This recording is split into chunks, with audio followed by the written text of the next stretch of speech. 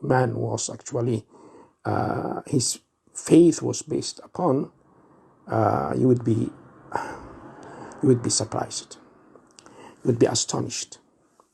And in the history, actually, if anyone has any criticism about this, anyone has objection, anyone would like to comment on that, I'm available. Actually, I would like to come forward and bring forth and produce evidences of that in the books of the ulama, the scholars, what they say about Ibn Arabi al-Tai. So that should not be confused. This name should not be confused with Ibn al-Arabi, al-Andalusi. Abu Bakr ibn al-Arabi al-Andalusi, rahimahullah, who is a great scholar of the school of Maliki. Ibn al-Arabi. The difference between them is Ibn al-Arabi is with Alif and Lam, and he's a very great scholar of the school of thought of Maliki. He's a person who is on the strongest faith and of Sunnah, and he's one of the great scholars of the Muslim world, and he is well renowned for his sharh of Abu Dawood, and he has many, he authored many books, volumes of books. He's well known, well respected, and highly esteemed and revered. Ibn al-Arabi al-Andalusi, Abu Bakr ibn al-Arabi, and he and this another Ibn Arabi without Alif and Lam, Ibn Arabi al-Tai, there is no gap of any time gap between them. They were contemporary more or less, but one was on the Sunnah, one was one of the great scholars. Ibn al-Arabi was one of the great scholars of Andalus, and Andalus is by the way Muslim Spain. Ibn Arabi, rather, he Abtai, he was also from Andalusia, Muslim Spain, and both of them, they were more or less contemporary, as I said, but one was very, very much on the Sunnah, and the other one had also some of his teachings were totally adverse and totally against the pure faith of Tawheed. His creed and theology was given to what's called incarnation.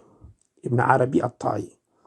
Ibn Arabi, of his books are Futuhat al-Makkiyah, Al-Fusus, as we know, and some other books. And he used to teach, adopted also, the incarnation,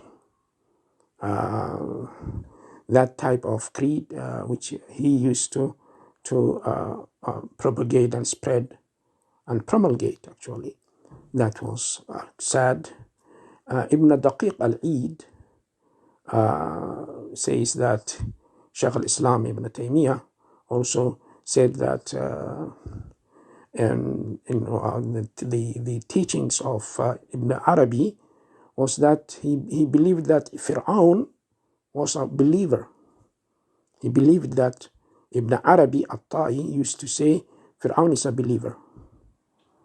So Shaykh al-Islam says, if someone says Fir'aun, who claimed to be Lord, subhanallah, who said Ana Rabbakum al-A'la, is a believer, what do you think of that person?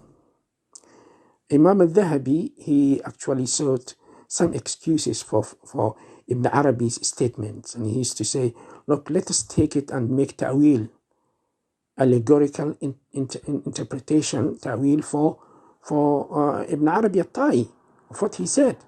He might be out of his mind at that time. He was not actually aware of what he was saying, or something. he had some interpretation, other interpretation, hidden interpretation, and his inner conscience might have dictated to them opposite of what he was uttering by his tongue. But Imam al-Dhahabi, when he checked everything, he found out, he said, this I can give a ta'wil to that. He ticked every box.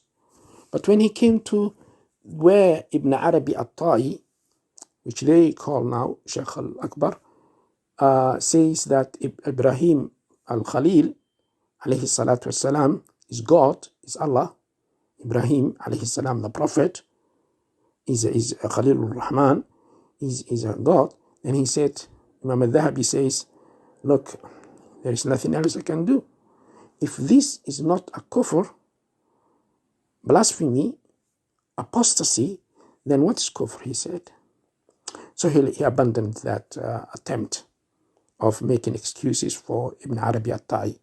And not only Ibn Arabi al-Ta'i, there was Al-Hallaj, Al-Talmasani, many of those who actually believed that the theology of incarnation.